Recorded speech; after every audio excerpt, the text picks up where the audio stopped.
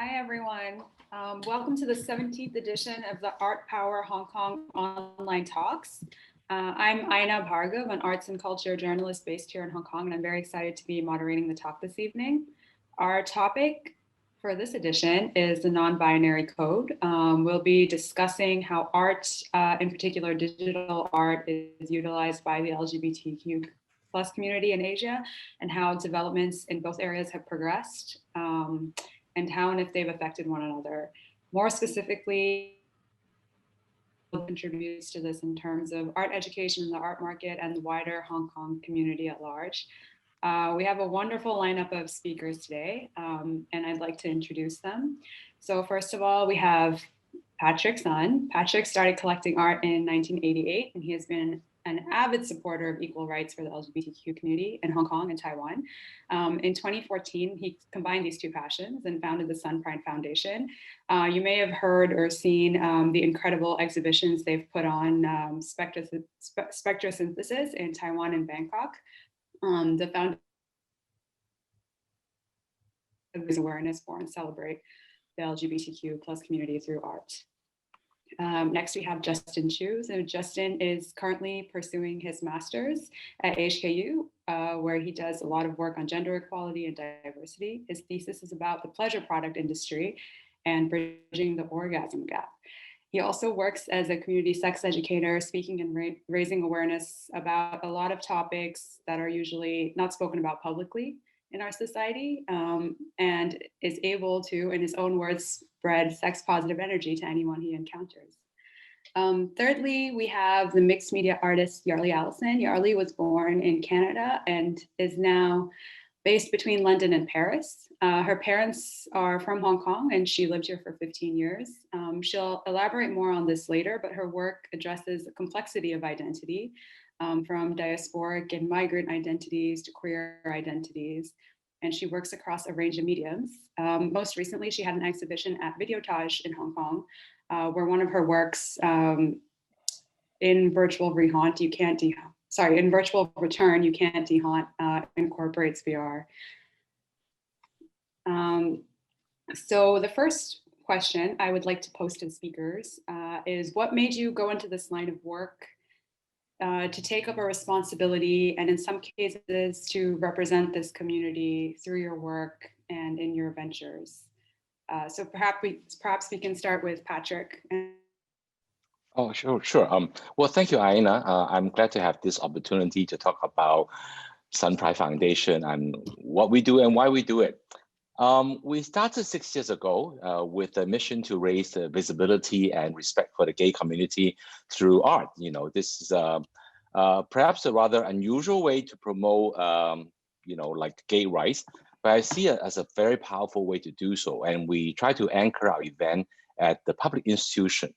As you've mentioned, we have held two large-scale exhibitions in Asia. The first one is the Museum of Contemporary Arts in Taipei, and subsequently we had another one last year at the Bangkok Art and Culture Center. And I think it's best for everyone to have a look at the short video that we prepared, so you will see, what we did in Bangkok. It's only a short 1-minute video. Perhaps somebody from Art Power could help us present this. Yeah. Our event were, I consider, quite timely.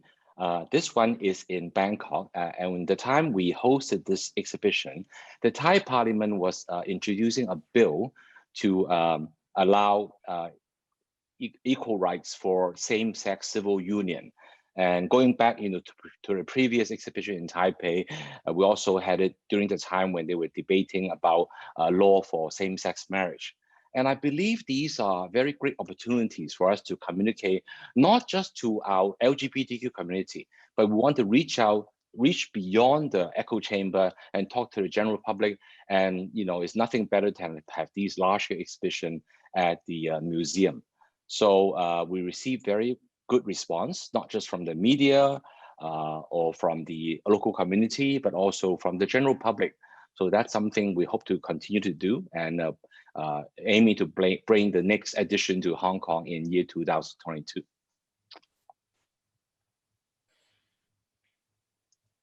Great. I just have a follow-up question with that. Do you feel that there is lacking institutional support for this discourse? And if so, what steps do you feel are necessary to rectify that? Well, actually, Aina, I felt I've been very, very lucky. We brought the show to Taiwan, and we first approached the Museum of Contemporary Arts in Taipei, and they immediately said yes. In fact, the director told me that it's about time, contemporary art is supposed to push the boundaries, and they felt they have a responsibility to do that. And we did not meet any resistance nor any censorship in our exhibition.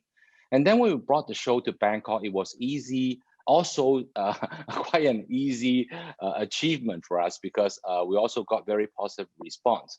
Now, perhaps a question that I felt was relevant here is that people say that, oh yes, of course, Patrick, you bring these shows to Taiwan and Thailand, who are already very liberal. And the question was really, are you preaching to the converted, right? I suppose the answer to that would be yes and no. If you have a more liberal society, then it's easy to bring a show like this. It will not happen if we were to do this in some more conservative, I won't name names, conservative countries. But then again, even with some place like Taiwan, or even Thailand, when you have a show like this, there's still a lot of issue, that as a gay person, you feel that, we're not treated equally. And there's a great opportunity and a good platform to bring these issues to the general public. So to answer your question is that I don't feel in particular there was any huge resistance, but I think institution definitely has a role to play when we talk about rights for the LGBTQ community. Right. So in a way, it's also, I think it's also kind of maybe not the responsibility, but it depends on the receptivity of the audience that where the exhibition could potentially be held. Right. It's sort of like whether you have the egg first or the hen first. If it's totally conservative, then it's hard to bring a show like this. But at the same time, having a show like this also opens up, the social attitude, acceptance to, issues like this. Right. And I think that interestingly brings us very nicely to the next point, which is, like you were saying, like art is a great sort of channel, I think, through which you can raise awareness. And accessibility is also, I think, a big component of that in terms of, is art accessible conceptually? Is it accessible? Does it exist? Is it actually there? And I think in a place like Hong Kong, I'm curious to see if it's engaged with enough, and not only just art, but just awareness on this topic. And I'd actually like to ask Justin if he could speak more about his experience with this here, because he does so much work within the community here. Thank you for that. My work mostly are for university students. It's pretty hard to enter high schools, especially under circumstance. 70% of the local high schools are Christian affiliated.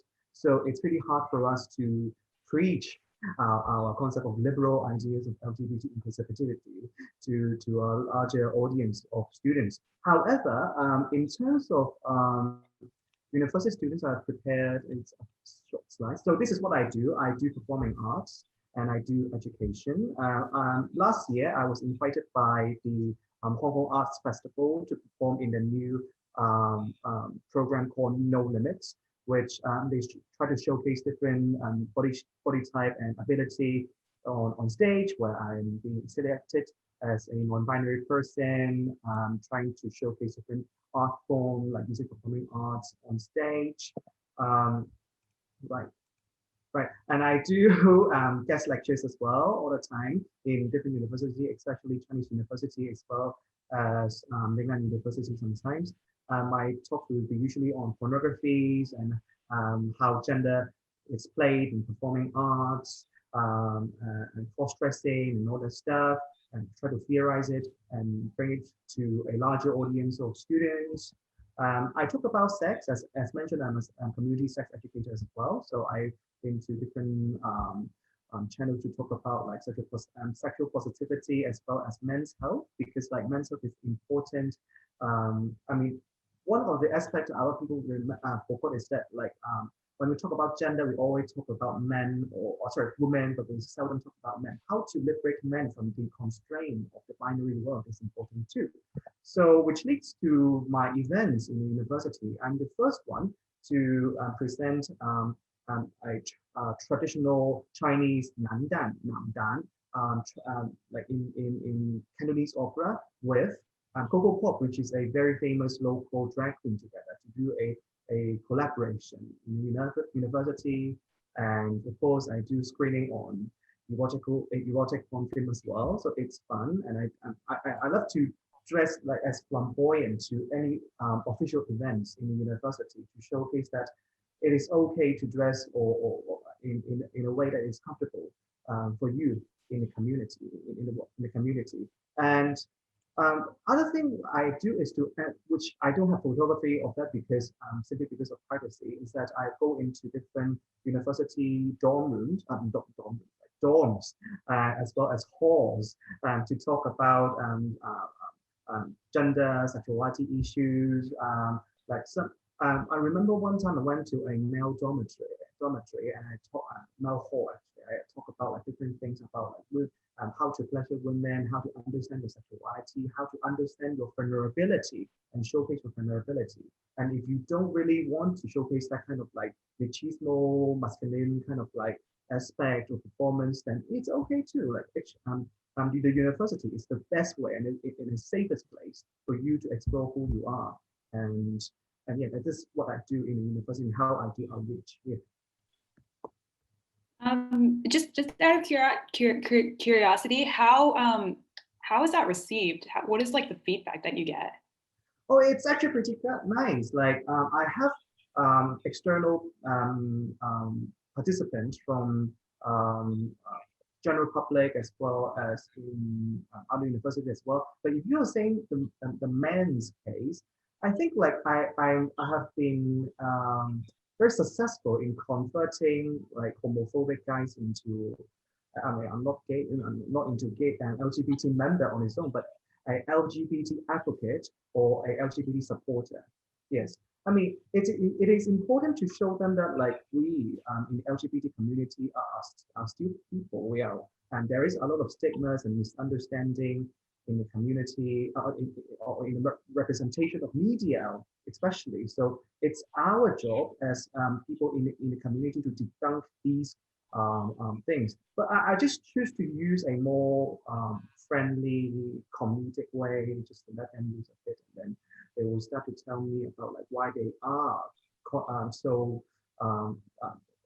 to understand the stigma towards homosexual people or gay people, as well as the LGBT community as a whole. Yes.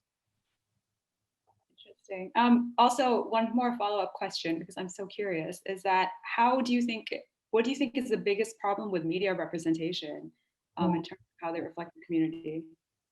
Is that like luckily most of the dramas or films in the West are having a huge shift in a more liberal sense. We try to get more people of color, different sexuality or in the media. But at the same time, like if you are saying Hong Kong local Cantonese media, but you just like switch on like TVB and then go to see like Love Going Home, and you'll see a lot of stereotypical representation of gay men. It's like, I'm your great good sister. I know that stuff. Like it's just so stereotypical, and it's no longer funny. Like they are still making those jokes, and I would say like not only media, is that like because how they are being raised, like students, youngs are being raised by the parents, or even in a theological sense, that they feel they have a lot of stigmas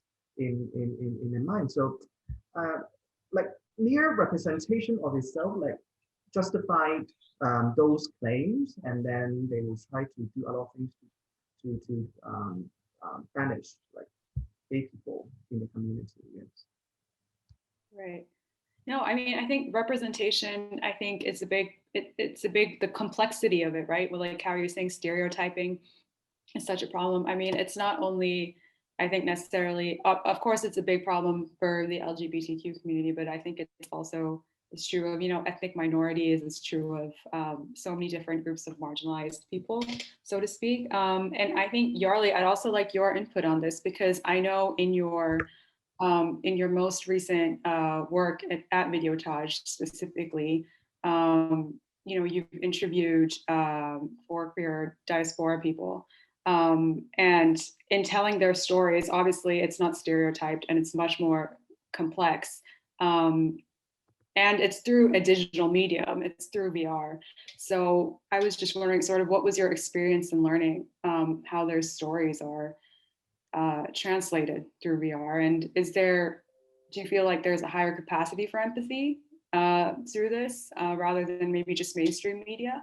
And is there a higher degree of accessibility? I guess I can bring up some background, like with some slides and stuff, and to bridge between like Patrick's like exhibition on resistance and censorship, and also like just the uncertainty of it, and then also Justin's about like the stigmas and stereotyping stuff. And like because I'm in how do I say, I was born in Canada and growing up between like white folks, and then I study in London at the Slade, and then I'm in Paris now, where COVID-19 hits and Europe was like full of hostile reactions towards Asian people, and they wouldn't care where exactly you're from. They would just see, oh, you are different, and therefore you are an alien. And this is such a huge shock to the Asian community overseas, and like quote Asian, and it just brings so much solidarity together. And which so I started to think about like how I can also like have my work talking about these issues. And to go back a little bit, my training is in, as you see, it was like super sculptural and super installation-y, but my art medium is more hybrid and diverse as I go along, and it's not really fixed into one medium. And next slide, please. And here you can also see like I'm doing sculpture, but at the same time, also next slide, I pick up performance and filmmaking, and even like, yeah, I have the chance to make queer porn in the West, where I could probably never do in the environment back home. And also I do hand poke tattoos for the queer community. And then I picked up VR lately. Next, please. And if you want to see people weird in blue, this film will also show at this year's Hong Kong Gay and Lesbian Festival. It will be next week. And so I recruited a lot of like allies and also friends to help like do these stuff. And I imagine like it might be challenging to do in Hong Kong. Next, please. So I was just thinking how to take the concept of today's, fluidity, representation, and my relationship with the diverse LGBTQ+ community into position myself here. So I guess in terms of the digital element as well, it's also quite like wide. So I will narrow down to in this particular recent work that I think fit better today, for today's talk, and it's that Videotage titled "In Virtual Return, You Can't De-Haunt." Next, please. And I've talked about this work separately with Videotage last week, 2 weeks ago, sorry, and then also with Asia-Art-Activism on hybrid identities panel a few days ago. And I feel like these discourses can be more addressed and also more linked to a wider scope in terms of like we're just tiny little I don't know, Hong Kong person in Europe or Northern America or somewhere else. And this is the time where we can bring people together and talk about our complex identity. Next, please. So my digital approach here is virtual reality, VR, and I was exploring how I can, fulfill my homesickness, by this technology, and to return to a virtual home that I feel familiar with, and offer the VR space as a solution of diaspora belonging. Next, please. And then I start interviewing people about their uprooted stories in this work, and we come from different backgrounds, but we happen to be all born in the 80s. We're all queer, and we have the relationship of Hong Kong and the UK at some points in our life. So in a way, we mirror each other and extend from one another. Next, please. And so I want to give a comfortable objective distance as well. So, and also to bring visibility to our community, and including myself, and also complicate so-called Asian diaspora identities being outside of back home, where we don't know where it is. So working with anthropologist Dr. Halomatas and writer Yin Lo, we can really form this third person angle, reflecting back to ourselves, and then interviewing each other's displacement experience. And it brings to our last slide. Sorry, not last slide. We can flip through the slides, and we can next. Yeah, next. To just have an idea of how this is. And Aaina, you asked about why, how is it challenging to translate these issues with VR, right? And I think in this work, it comes to probably two complexity of firstly is the identity and this including gender, sexuality, sex, and orientation, right? And then the second thing is the spatial memory. So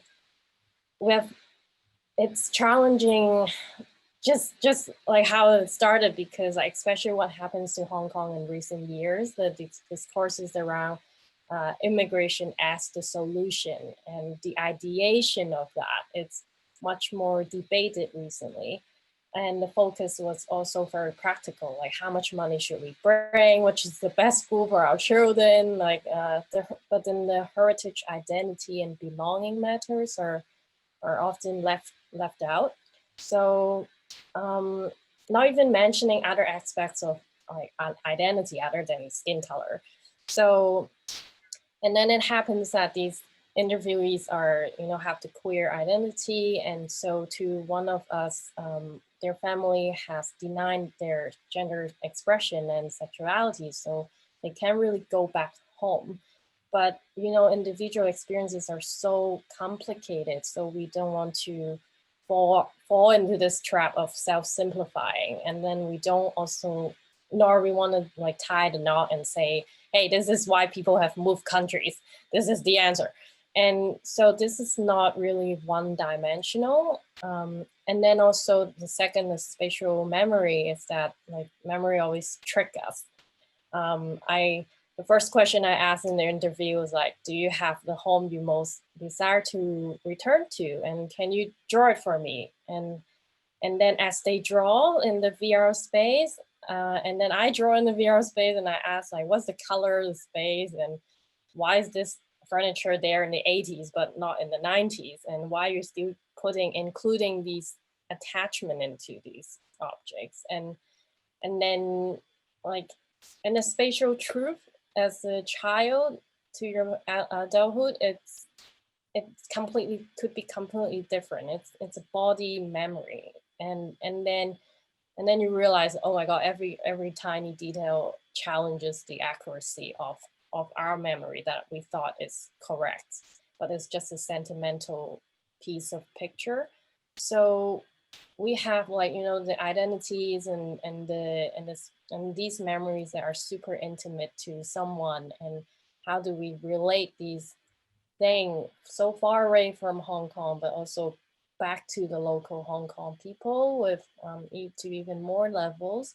And we think about accessibility, like Patrick has talked about, having VR exclusive. It's not that accessible in COVID time, as well as, you know, only probably privileged people could touch to have this gears hands on. And even like if you go into VR space and then you start hearing people talking about their stories, like, oh, why do people want to hear that? So you know, like, I think it's about creating empathy and linking the idea of this digital medium as in like as an empathy extension medium, and to share the narrative. And also the important question is, how do we relate to people on a humanity level, but not using technology to fix the technological problem? And yeah, that will be my answer, I guess, to this complex issue. So as you were speaking, another thought and question kind of occurred to me, and that was because you're saying it is all about, you know, empathy, or developing the capacity to have empathy, and I think that's something like even Patrick and, you know, Justin have alluded to or mentioned. And for VR specifically, I was wondering, because let's say it wasn't COVID and, you know, it was safe to like put on equipment, you're literally like, in a way, you're transporting the person into another person's experience. So, or you're you know, literally putting yourself in someone else's shoes. So I'm just wondering, do you think that could be like an advantage when you're trying to do something that is really to share something from someone else's perspective? It's almost easier to see it when you're physically in it. Yeah, I mean, for this work, we have therefore translate this piece into a 3-channel video, and then along on the side, if you want to go into VR, you go into VR. And for example, I'm working with another work that is about a sex worker's experience on their personas in London. And I, because of COVID, I cannot follow her and film the whole thing, and I needed to think about alternative solutions on constructing the sets. So I have to make the set in VR. So the VR, you have the sex dungeon and like with my imagination and stuff. So I wonder, what does it mean if I would let an audience to wear this and experience what the intimate sex worker narrative would be like? Would that be what I wanted them to be like in that angle, or would I want to like have a more comfortable distance? And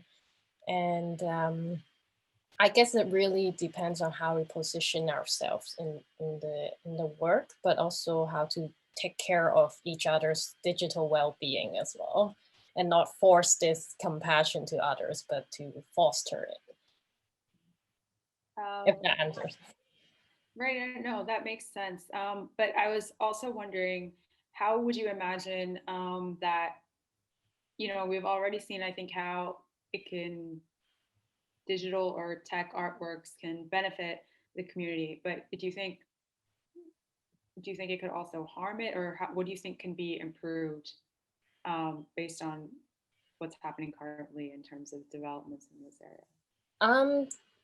Definitely. Sorry, I'm talking too much, but I think it's I think there's definitely problems. Like, for example, in the VR space, mostly using the medium, you have 2 hands, and the controller are your 2 hands, and it's often male and it's often white, and I know this will change in time while activists push the things, and there are more diversity of people who's coding and joining the script writing and policy making thing. But it's so easy to give labels, just the same as you cross the border system. You in the digitalized days, you're either in or you're either out, but it's never transparent why and where's the problem.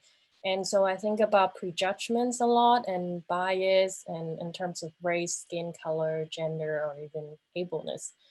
And so in the good case scenario, I think this will be open and transparent, and you have the not our data is not controlled by tech giants, and we have to find ways to maintain a space to be more inclusive and non-abusive. So yeah. I'd like to chip in on this very interesting question raised by Aina. Like, would it harm or or benefit the community? I don't know, but of course, with the recent proliferation of video and digital work, everything becomes more accessible. So I suppose it's good. Now we can see Yarlee's show or other artists' show maybe in remote countries, and we have access to it.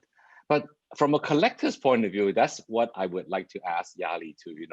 We're always concerned about, like, when everybody can see it on YouTube, it's so accessible, then collection becomes an issue.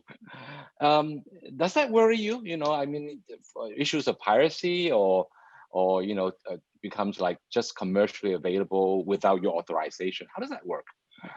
Yeah, so my film, it's like filming at Hong Kong Gay and Lesbian Festival, right? And then they have this debate whether in COVID time, the whole festival should move online. But once something is online, you cannot retrieve back.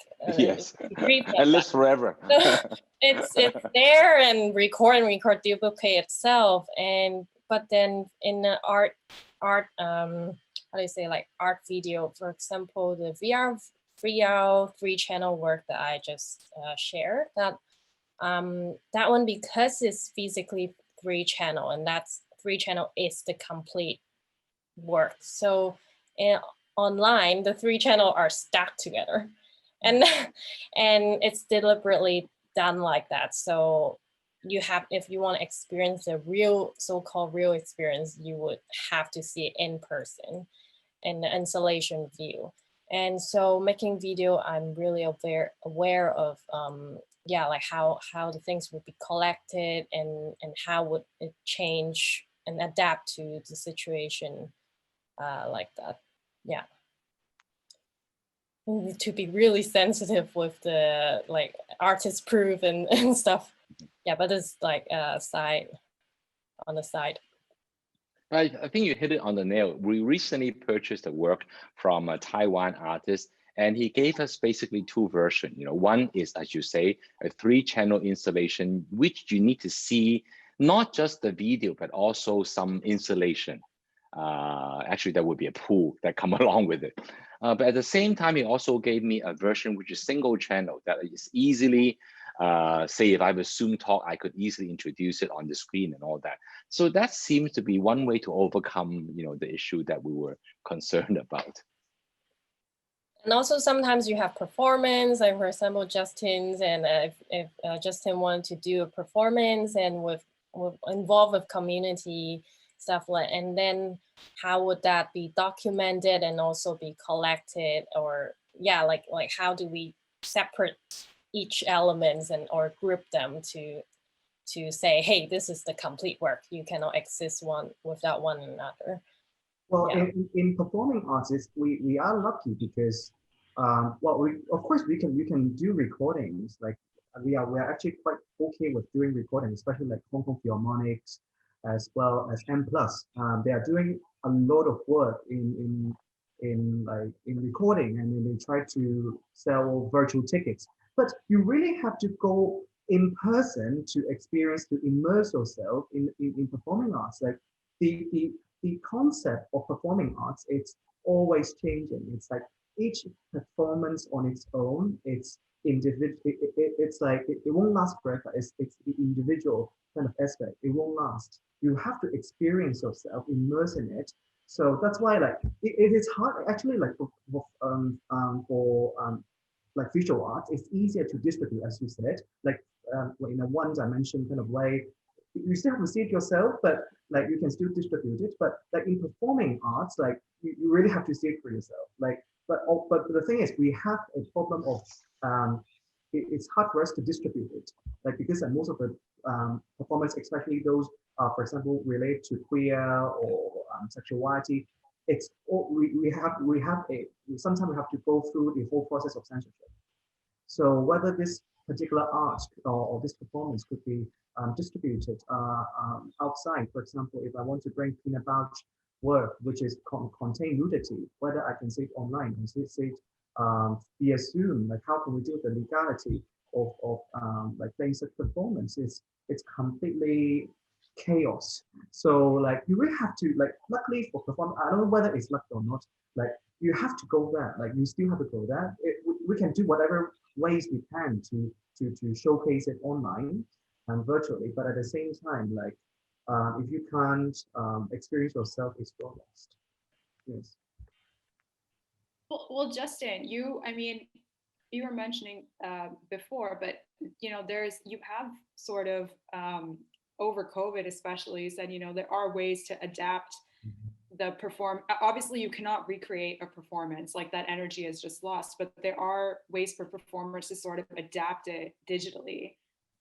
So I was wondering if you could share more about that. So for me, like I've done a lot of reflection since the pandemic, because all my lectures gone online and all my events got cancelled because of pandemic. We cannot gather around, do performance and seminars, screenings.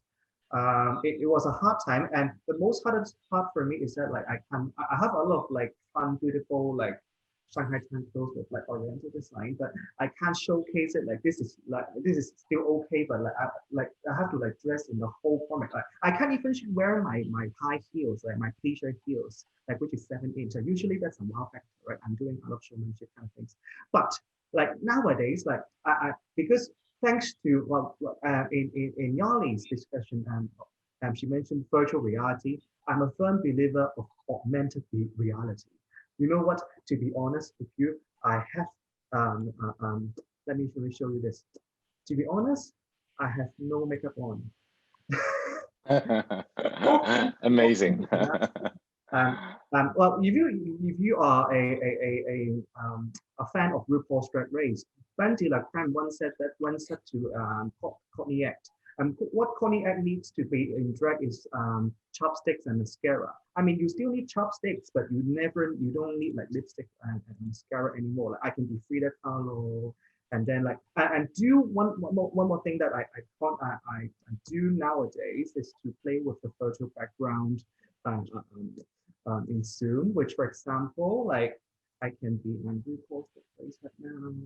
Like this is my usual background. This is my erotic group where I do sex education. I have my Frida Kahlo background, and this is the famous watermelon, which is one of her last piece of work before she passed away. And another one, as you guys mentioned, virtual arts, right? I think like this particular artist, people like did a very beautiful. It's open for public. He specifically made this Zoom background. This is for the destroying COVID-19 background. I can like sit here, like, and then you can like play around, and you're literally combating coronavirus and doing your own work. So like of course like doing this is a way to express yourself and like or even like play with the new video filter function. It's still fun, right? I think I'll keep this one. It looks cute, right? I'll keep this one. Okay, so and another thing you could do, which is more in a layman term, everybody could do it, and thanks to a lot of artists work on it, which is as you may guess, this is called filters on Instagram. So for example, I could be a drag queen, like in no time. And here I can be maybe glamorous. You see, like, and I could even be Bhargava's films, you see, like the whole thing, right? So it's all about how you use different function in your that is like easily accessible. I mean, soon, like I mean, the virtual reality, as you guys mentioned, like it's a privilege because a lot of people with lower CPU cannot use virtual background. They really have to use a green screen. We are lucky enough to have a computer that is powerful enough to use this kind of fun function. But like, and if you have the ability and you have the hardware to do so, and you choose not to, then it's lost. Yes. If Justin is so much fun on Zoom, I can't wait to see you in real performance. Oh.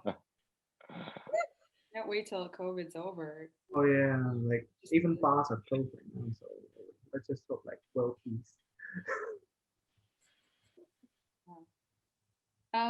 So Patrick, I just had a quick question.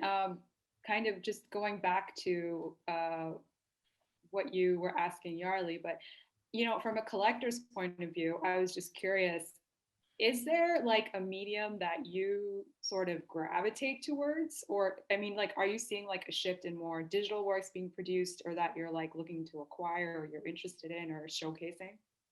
Well, we collect for exhibition. So, to echo the theme of LGBTQ, which like is diversity, we need to also have a diversified portfolio of different medium, from performance to painting to sculptures to video, of course.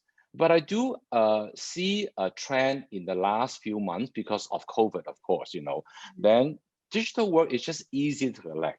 Not just for the fact that you could see it online, but you could also ship it without any problem. I have a painting I bought from an auction house in New York. It didn't arrive until 9 months later. So we're talking about logistic problems here. But yes, I do see more of that. And I don't see it as a trend because more and more young artists are willing to venture into this field with like immense possibilities. But ultimately, for our exhibition, we want to, have a bit of everything. And performance is also something that may not be possible now, but I do see it coming back, eventually. Right. And then also, just in terms of, I mean, like the art market, the art world, I shouldn't just say the market, because I think the market and art education also plays a role. And obviously, research is also a big part of what you do when it comes to like staging your exhibitions. But I was just wondering, like, how do you think that both the market and like art education has contributed towards the LGBTQ community in general? Because I know like we were talking previously about like how representation is important as well, and now we see like Salman Tour has this huge exhibition at the Whitney, and it's I think that's like at that level you're seeing someone from Asia, also from the LGBTQ community, and that like narrative is on such a big platform. Well, I think market is entirely driven by supply and demand, so I don't think it has a responsibility to push any agenda.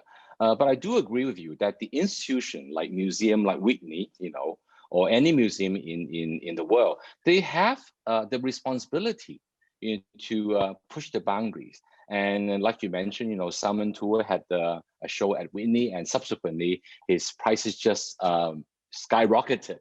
In fact, you need to wait list to get a piece of his work. So the way I look at it is that we should do what we're good at. We organize two gay theme exhibition, and I already see some changes that the market has become more receptive to artists who are willing to express themselves, to be true to who they are.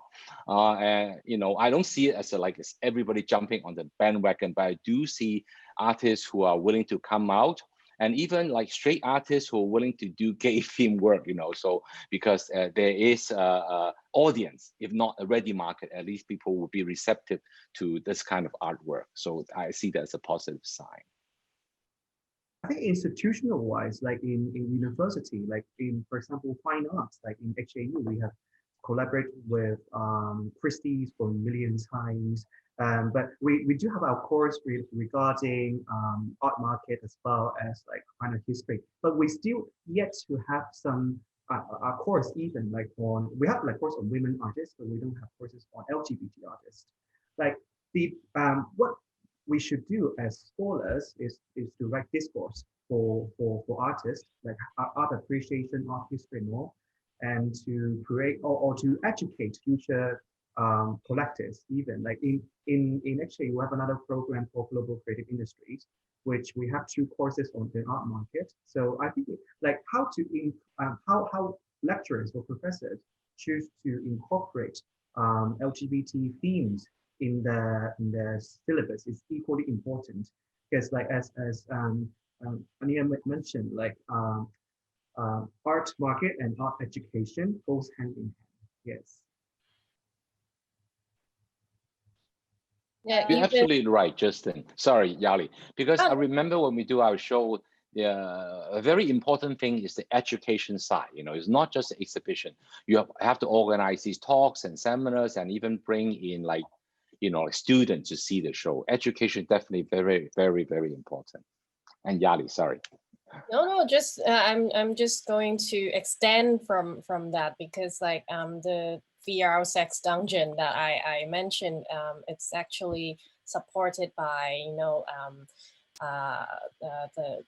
other than the Swarm sex worker collective and also Alika, but also supported by like bigger organizations like Turner Prize Bursary and Art Council England, and also ICA Institute of Contemporary Arts in London. They're all willing to like step in and try to have this not limiting, but more like encourage the public to acknowledge what is going on and not to censor it or to try to find a way to put you in a box. And this is what I think is really encouraging in the West, where I am in Europe, and I hope to see this change in our Hong Kong or other Asian places as well.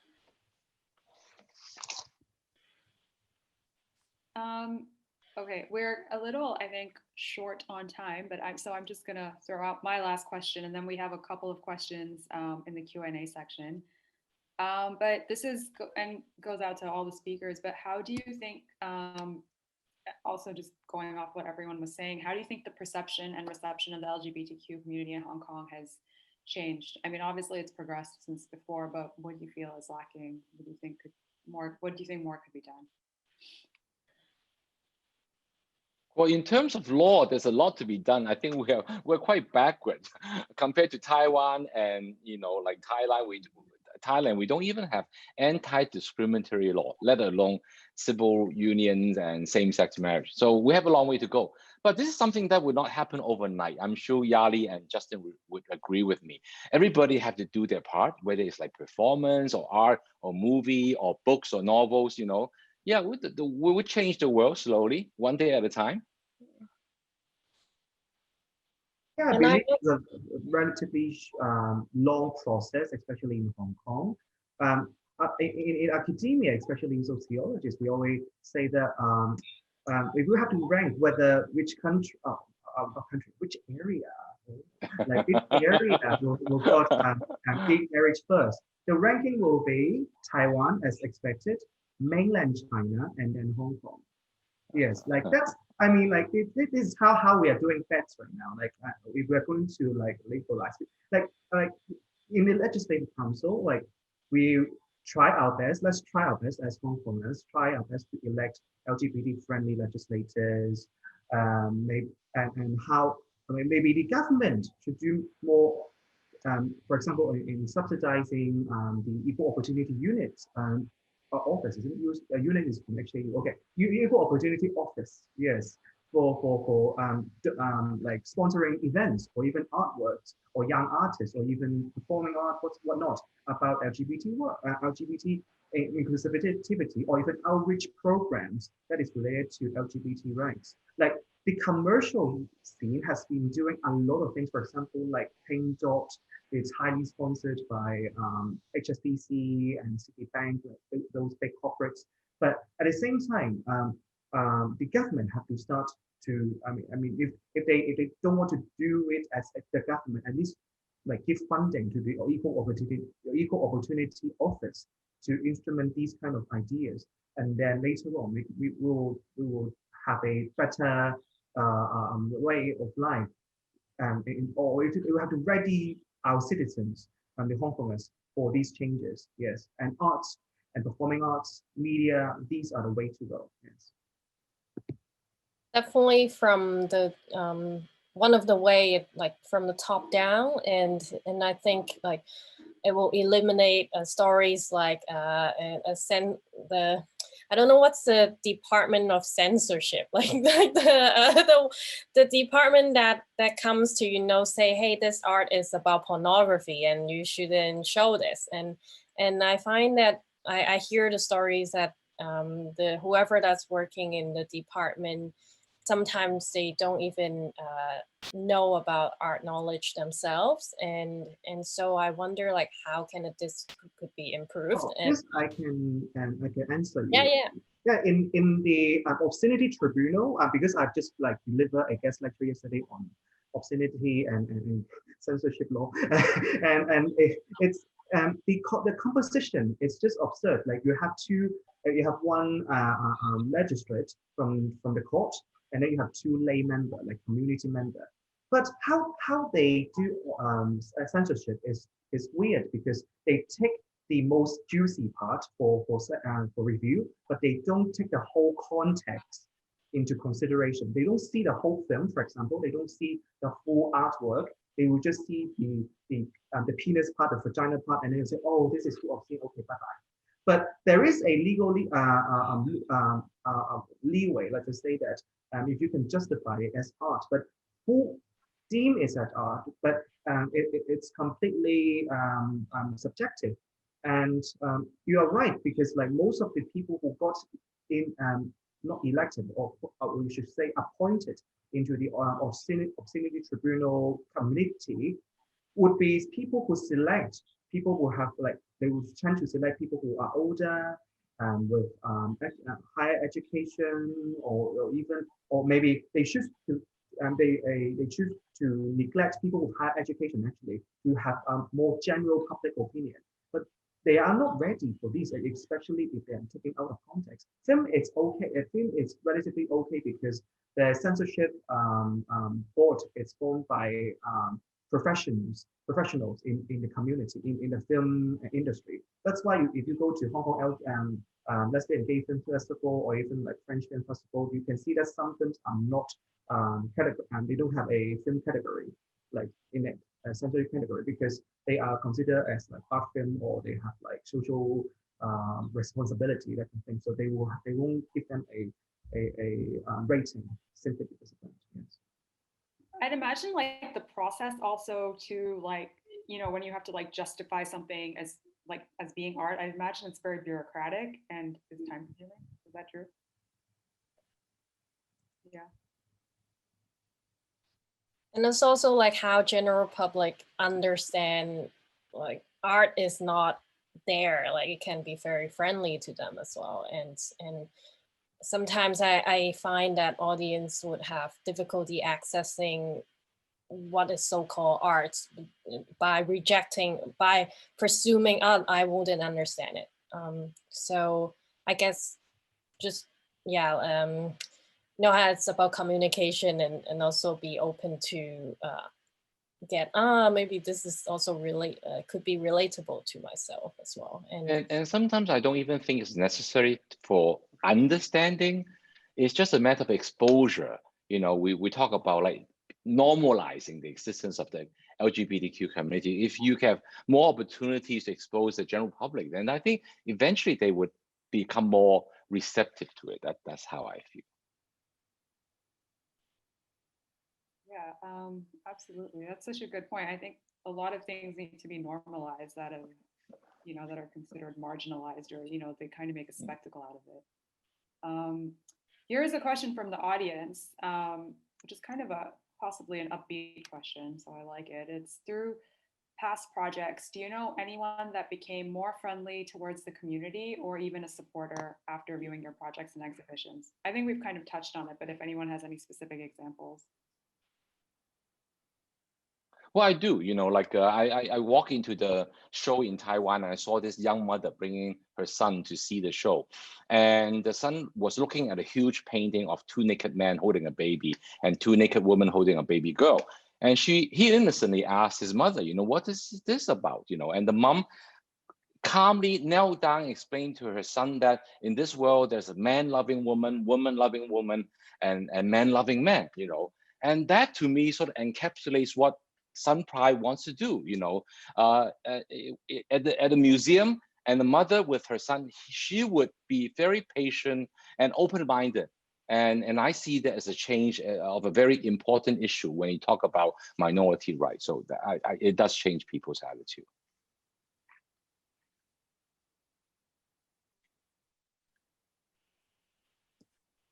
Justin, Yarley, do you guys have any examples or experiences with this? Well, like in education, like for me, like it's always about how you reach your potential not advocate, what's the word, Target.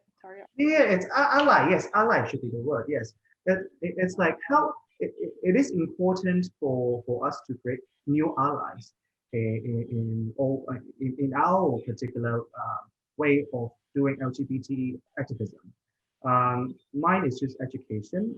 I do have people coming up to me say that, like, why you dress like this, and why how it's okay, you can dress like this, but it's just a bit weird, that kind of stuff. Like, there is a lot of microaggression, especially for educators that do sexuality or gender inclusivity trainings.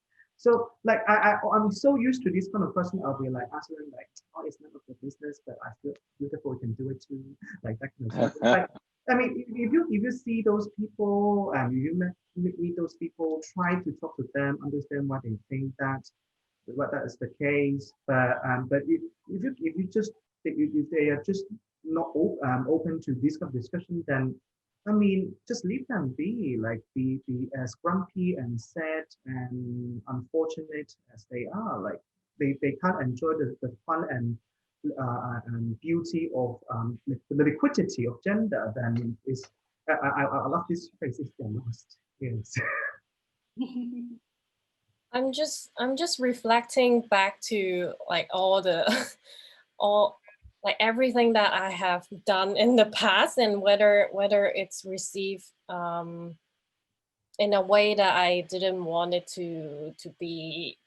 And as Justin say, yeah, I guess it's also just how to, like let them be. And I remember one time I was working with a dancer, Hello Matas, and I said, hey, can you perform naked in public? And she has a really big breast, and like just like, and all the child would be like going shopping with mom and dad, and then passing by this naked female body and be totally embarrassed. And like you can see like the kids are really like, oh, I don't want to see this, mom. And the parents would be furious with us, like why would there be a performance without warning, and like in the public space. And I thought, yeah, I really had to come in terms to about how like if it's positioned in the public, then I have to think about how to express better in my situation, I think. And also, but then I also thought about, why would this be embarrassing? and what's the context? And I'm sure there's no one answer to it. I guess it's the expectation, like to manage the audience expectation as well. Like this is, here we have these elements, and take it or please leave it. Yeah, communication. Oh, one thing I have to make before we go on, like I just go on to the art history department. I just found out they do have courses related to sexuality, but it's not named like LGBT. So when I do my research, like it wasn't that. It's called Body, Gender, and Sexuality in Contemporary Arts. So yes, like if you are a Hong Kong U student, please register that course. Yes, I have to make an amendment, or else I'll be slapped by my professors. Yes. I remember a friend, yes, I remember a friend who told me there's actually a course in Guangzhou Zhongshan Daihao in China.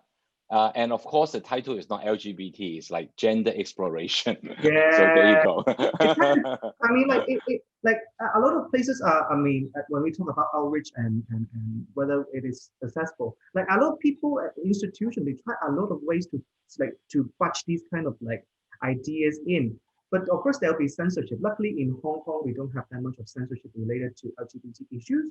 But in mainland China, of course, it is harder to preach these ideas since the I cannot speak too much, but there is some regulations going on regarding the representation of feminine masculinity on media. So yes, it's pretty hard for LGBT activists to do this kind of, or even or scholars to include this kind of discussion in the syllabus. So yes, that's just pretty cool. Well, I mean, I guess gender exploration just becomes like more inclusive in that way, right? I mean, yeah, it's not specific, but like at least, it's more inclusive than it not existing at all. So, guys, looks like that's all we have time for. But this was super fun, and thank you all so much. It was really insightful and informative, and yeah, a lot of fun. Thank you, Justin, Patrick, and Yarlee. Thank you. And for any questions that we haven't answered, feel free to contact me. Yeah.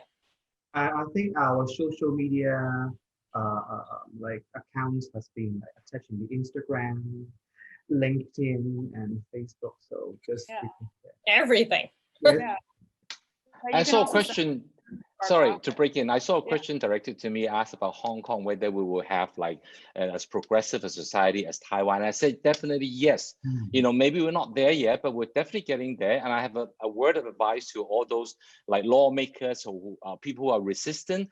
Try to be more receptive and understand more, because you don't want to wake up one day and realize that you're on the wrong side of history. So